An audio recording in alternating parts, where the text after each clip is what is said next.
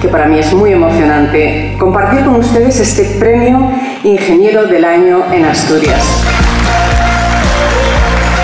Gracias un año más, amigos, por hacer posible y tangible la colaboración empresa-universidad en la búsqueda de caminos que hagan confluir el indispensable saber teórico y, en lo menos importante, el conocimiento práctico.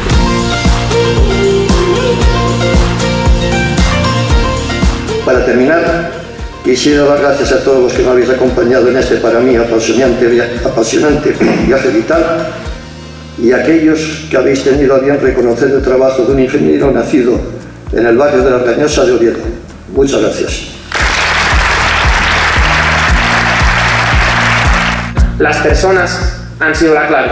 Sin duda alguna, las personas son los que me han acompañado cuando era un joven chiquillo en el Colegio Meres, son las personas que me han marcado en mi trayectoria universitaria, mis profesores y mis compañeros de la carrera. Solo puedo estar agradecido y pensar que este premio de Ingeniero del Año reconoce los valores y principios que de todos ellos he aprendido, y luego las personas que han formado parte de mi trayectoria profesional.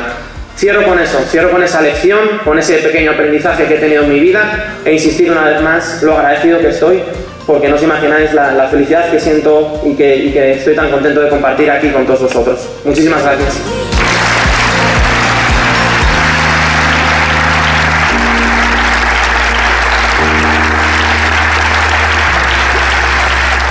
Nos ofrecerán una degustación de esas excelencias asturianas que les invitamos a compartir.